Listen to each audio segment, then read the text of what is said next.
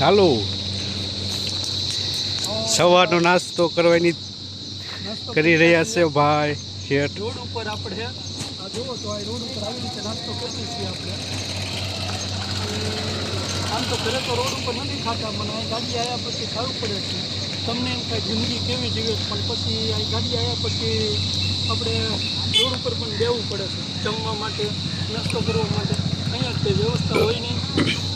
ગામની અંદર બેઠા છીએ રોડ ઉપર, નાસ્તો કરીએ છીએ.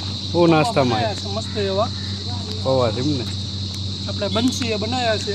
આ બંસી ભાઈ બંસી લસણ પોલે અને શેનું શાક બનાવવાનું છે? બંસી સેવ ટમેટાનું. આજે સેવ ટમેટાનું શાક છે, બપોરે રોટી છે, છાશ છે અને પાપડ ને એ તો કંઈ આવે નહીં. અને રોડ ઉપર જમીએ છીએ. પછી તમને એમ થાય શેઠ મારા બેટા આમ કરે છે તેમ કરે, પણ આ રોડ ઉપર બે ત્યારે મેળ આવે છે. શું કેવું? હા ચાલુ રાજુભાઈ તો આવો રાજુભાઈ.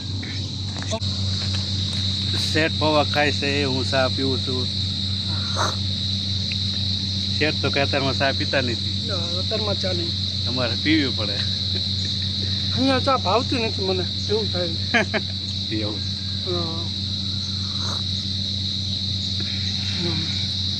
ચા દૂધની આવે ને કોથળીની, એટલે ભાવે નહીં પછી. એવું થાય. પડે આપણે બોલો શું કહું? શેઠ નકરા ભેંસના દૂધની ચા પીવે છે. આપણે હાલે, આપણે ગમીના દૂધની, બકરાના દૂધની હોય ને તોય હાલે. બકરાનું દૂધની? હા યાર, શું વાત છે? બકરાનું દૂધ હોય ને તોય હાલે. અહીંયા ઈદ આવે, બકરાનું જ આવે. અહીં દૂધ ભેંસનું કાંઈ આવે. એવું થાય. કોથળી મીઠ નો અમૂલ વાળા એ જ નથી નાખતા. બકરાનું દૂધનું એવું છે. સારું, હાલો હવે સેવ ટમેટાનું શાક ખાઈ બતાવીએ અમને. અને હવે આપણે નીકળવાનું છે સેલમબાગ. સેલમબાગથી સાતબારા આપણે ભાવિનભાઈ છે એને લેવા જવાનું છે. ભાવિનભાઈ આવે છે એટલે એને લેવા જવાનું છે. નાસ્તો કરી નીકળીએ. ભાવિનભાઈ નીકળી નથી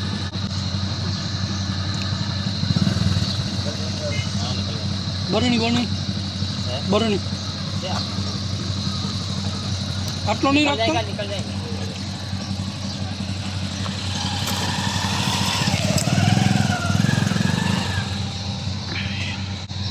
તો આ વિડીયોને અહીંયા પૂરો કરવાનો ચાલુ રાખવાનો.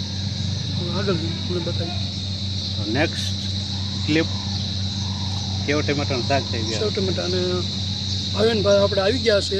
એને હવે લેવા લેવા જવાનું છે સાતબારા. સાતબારા. સમલે